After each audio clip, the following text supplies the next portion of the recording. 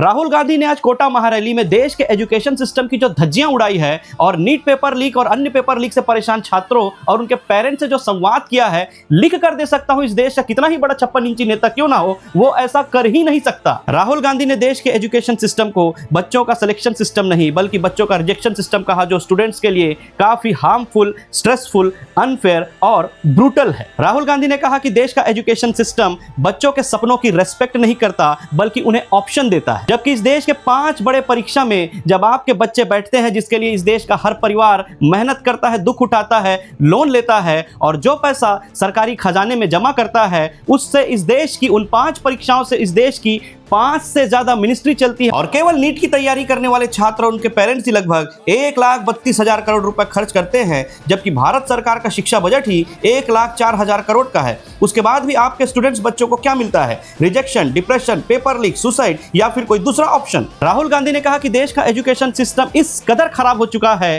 कि हर 3,000 स्टूडेंट में से मात्र 1 स्टूडेंट IAS के लिए सेलेक्ट हो रहा है, 3,000 में से 3 स्टूडेंट IIT के लिए सेलेक्ट हो रहे हैं और 3,000 में से 180 स्टूडेंट नीट के लिए सेलेक्ट हो पा रहे हैं। राहुल गांधी ने कहा कि अच्छी शिक्षा होने के बावजूद भी बेरोजगारी जिस तरह बढ़ रही है, उसके लिए जो उन्होंने आंकड़े दिखाए वो काफी डरावने थे, जिसके अनुसार 1,000 बच्चों में मात्र 12 बच्चों को ही परमानेंट जॉब मिल रही है और 1,000 में से 300 बच्चे बेरोजगार हैं, जो कर्जे में हैं और नशे में डूबकर अपना जिंदगी बर्बाद कर रहे हैं और 1,000 में 700 बच्चे गिग वर्कर्स बनकर ओला, उबर, स्विगी, जोमैटो जैसे ऑनलाइन डिलीवरी के काम कर रहे हैं। राहुल गांधी ने देश के एजुकेशन सिस्टम को देश को लूटने का सिस्टम कहा। जब पेरेंट्स अपने बच्चों को पढ़ाते हैं, लिखाते हैं, उनके बुक्स, उनके स्टेशनरी, उनके एग्जाम फीस, उनकी ट्यूशन फीस, उनकी कोचिंग फीस, उनकी हॉस्टल की फीस, उनके आने जाने खाने पीने की फीस, इन सब को लेकर मिडिल क्लास की कमर तोड़कर लोन के लिए कर्जे में मजबूर करने वाला सिस्टम कहा। और प्राइवेट सेक्टर को जिस तरह बढ़ावा दिया जा रहा है, सरकारी सेक्टर को कुचलकर, इस पर भी राहुल गांधी ने कहा कि देश में एजुकेशन सिस्टम को बदलने की सख्त से सख्त जरूरत है, जिससे एजुकेशन सिस्टम को सरल और सस्ता, अफोर्डेबल लोगों के लिए किया जाए,